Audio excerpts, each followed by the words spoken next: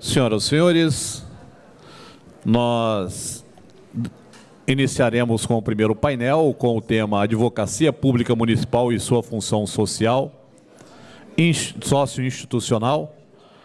Aqui nesta manhã, com o início dos trabalhos técnicos previstos para o dia de hoje. Inicialmente,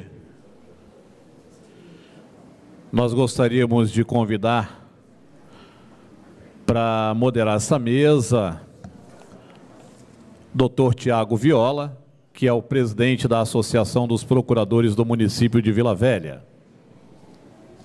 Vamos também convidar para o início deste painel Dr. Ricardo Machado, que é presidente da comissão. Então, para moderar esta mesa, o Dr. Tiago Viola, que é presidente da Associação dos Procuradores do município de Vila Velha. E, como primeira apresentação, o doutor Ricardo Machado, que é presidente da Comissão de Advogados Públicos da OAB Espírito Santo e procurador municipal do município de Jerônimo Monteiro.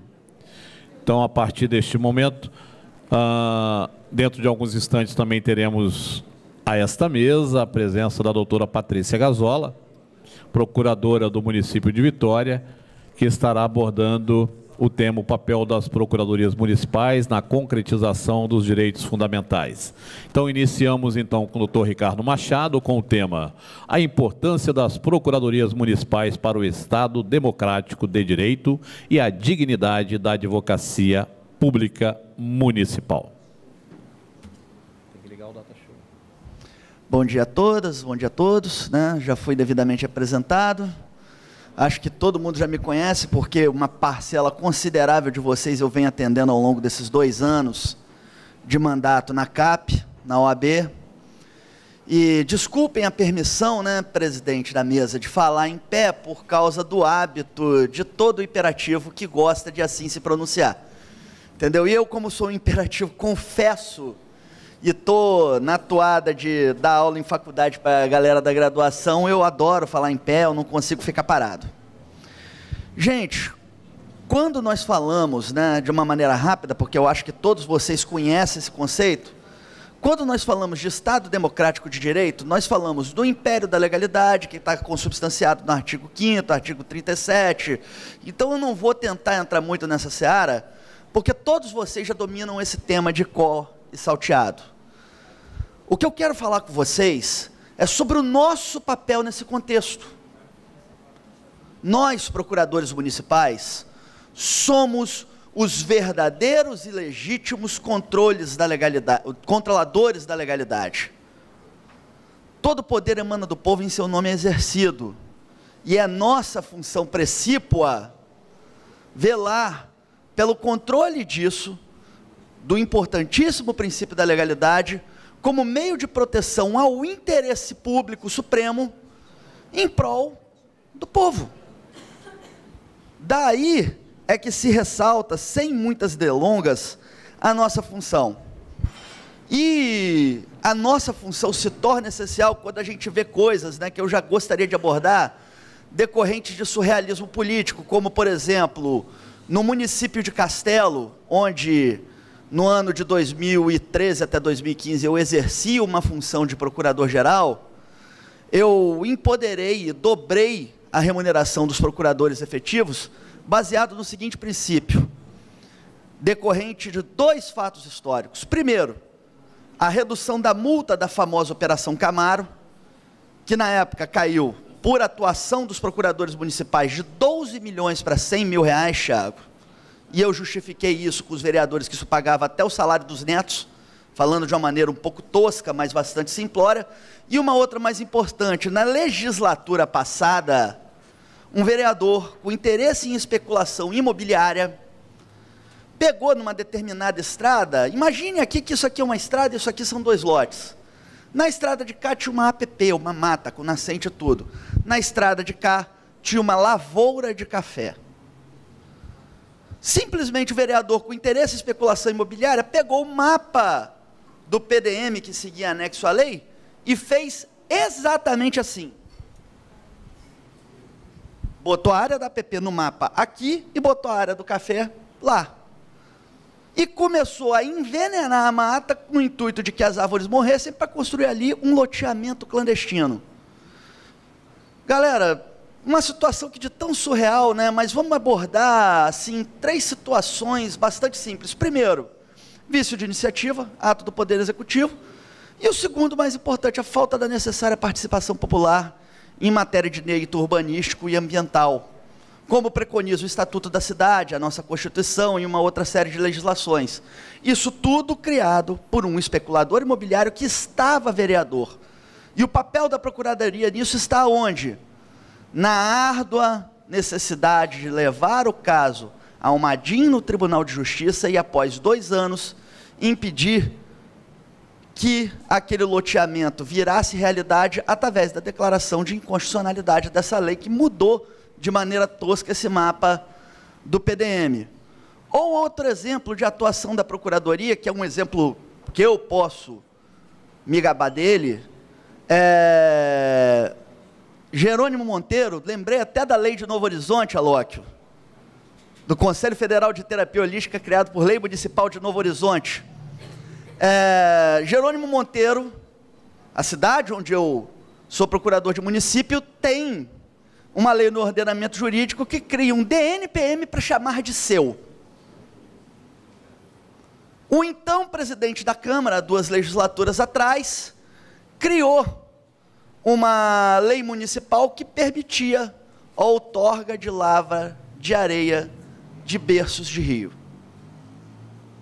Matéria típica do DNPM, e eu, num parecer, disse que o prefeito não era obrigado a seguir leis inconstitucionais. Resultado disso, retaliação. E aí é que nós vamos mostrar, de uma maneira simples, a importância do procurador municipal na preservação da legalidade e do Estado democrático de direito, mediante a sua necessária atuação em prol do interesse público. Citei 2 casos concretos aqui, mas, sobretudo, nós vamos falar da indignidade que muito bem tem sido denunciada pela NPM que nós estamos vivenciando. A primeira delas é a indignidade para com o próprio político. Os políticos, às vezes, ainda não conseguem entender que, em pleno século XXI, e nesse particular momento em que nossa dita Constituição Cidadã faz 30 anos, que ele, quando se elege, ele não é mais o dono da cidade por um determinado período de tempo, mas sim, ele, quando é eleito, ele está agindo sobre o império da lei e executando, a grosso modo, um contrato social com o povo que o elegeu. E é sobre esse império da lei que nós temos que atuar, nós não temos que nos submeter à vontade dele. E quando nós os contrariamos, a retaliação certamente vem. Aí enfrentamos situações de toda sorte de indignidade, como, por exemplo, a falta de dignidade estrutural. A maioria dos municípios, Patrícia, Tiago, Alóquio, quem vive no interior, sabe que não existe sequer livro para o cara se manifestar. Quando tomei posse em Jerônimo Monteiro, eu não tinha sequer um computador na minha mesa para exercer minha função. Curiosamente, quando tive a graça de me tornar conselheiro sessional da OAB, o computador apareceu. Como eu não acredito em coincidências, eu acho que a situação decorre justamente do medo do gestor de represália, porque eu já estava cansado de levar meu próprio notebook, meu próprio livro, meu próprio acervo para trabalhar. A falta de estrutura com relação à dignidade remuneratória mesmo, nossa função é de extrema relevância, mas eu vou deixar isso um pouco mais para frente e vou falar do próprio problema que enfrentamos com órgãos jurisdicionados.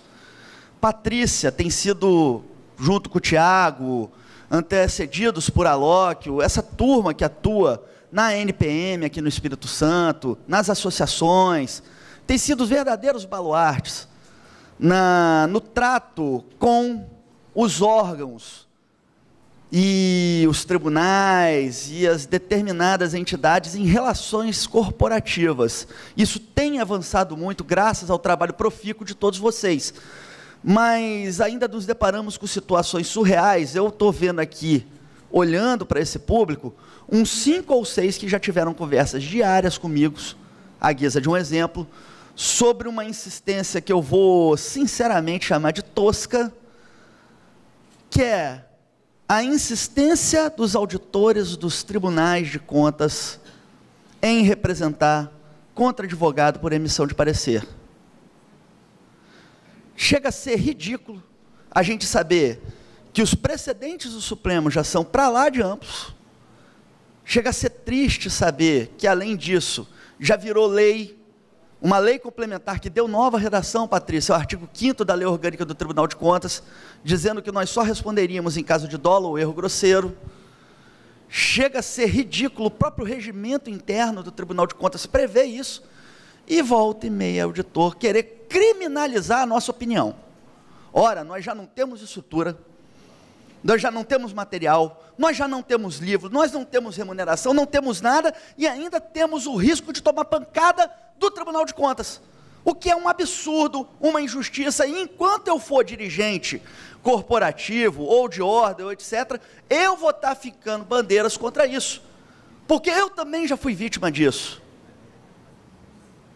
Não dá, gente, para o procurador ser responsabilizado por emitir uma opinião jurídica com um mínimo de fundamento de validade que diverge da opinião de império desses caras. E aí, na mesma toada, e mais triste ainda, vem um MP. E eu quero até aqui, em desagravo aos procuradores de Cachoeiro, que eu já vi, de Viana, de Castelo, de Viana, Castelo, Cachoeiro, acho que Aracruz também. Eu quero aqui denunciar e pedir o apoio de toda a classe unida contra o mais lamentável dos últimos fatos, que é a tentativa de solapa da remuneração por produtividade. Aqui no Espírito Santo, criou-se vanguarda, através do município de Serra, que já fez precedente do Supremo Tribunal Federal, dizendo o seguinte: produtividade, prevista em lei, bem pontuada, bem acentuada, é remuneração e tem natureza vencimental.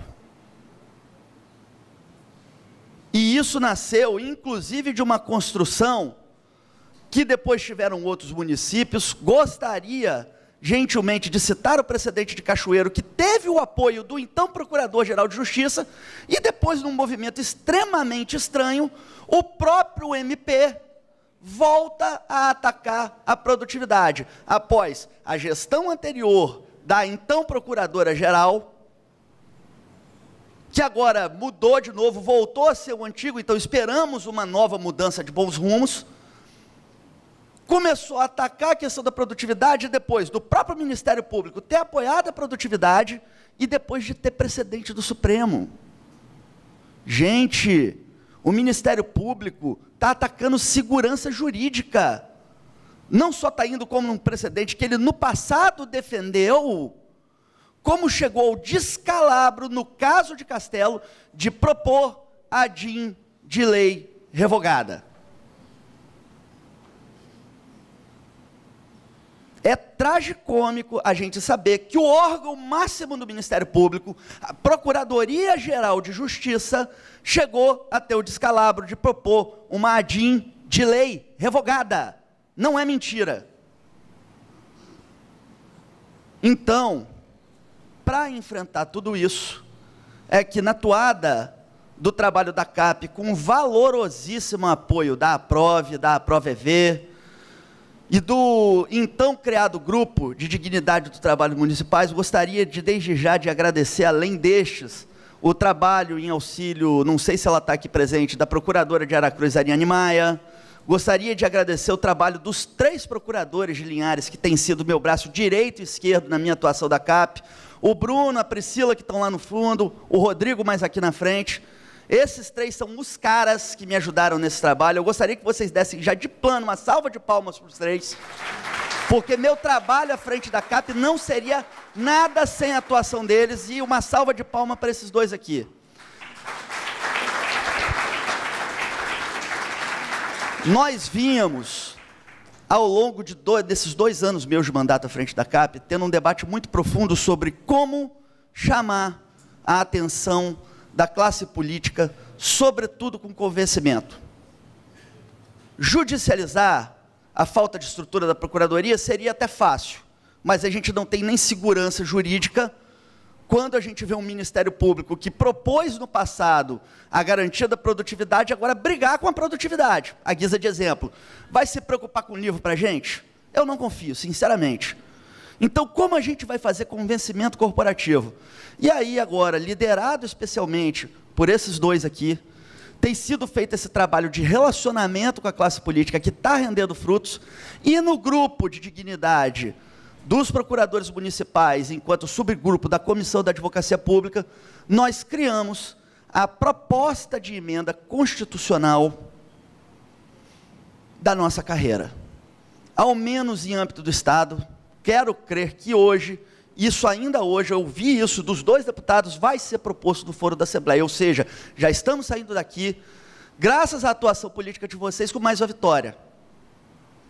E ainda por cima, nós criamos, no âmbito daquela PEC, a obrigação de infraestrutura, a obrigação de condições mínimas de trabalho, a obrigação da criação de quadro técnico por concurso público, exceto o procurador-geral.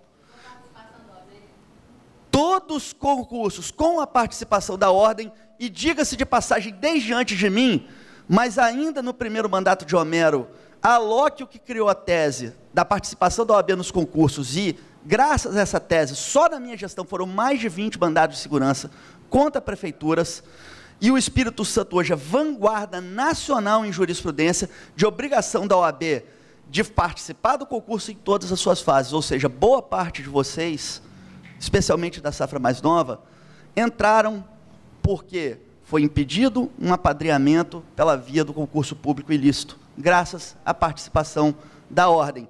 Tese de Luiz Henrique Alóquio, que eu só fui uma ferramenta de trabalho, mas agora, avançando mais, nós estamos criando, inclusive, mesmo que com meta aberta, a possibilidade, inscrita no texto, de remuneração compatível com a dignidade do cargo. Ricardo, por que meta aberta? Parece estranho, né? Mas não é. Infelizmente, quando a gente fala e discute ao longo desses anos a possibilidade não só de ajuizamento estrutural, mas até mesmo o ajuizamento de uma ação civil pública para tentar uma dignidade salarial, a gente esbarra, como todos vocês sabem, na súmula vinculante 37 do Supremo Tribunal Federal. Ou seja, é uma ação provavelmente natimorta. Se a gente conseguir emplacar isso na Constituição Estadual, quem sabe a omissão legislativa, por sua vez, e isso nasceu da ideia da Patrícia, gere a possibilidade jurídica, aí sim, de um mandado de injunção.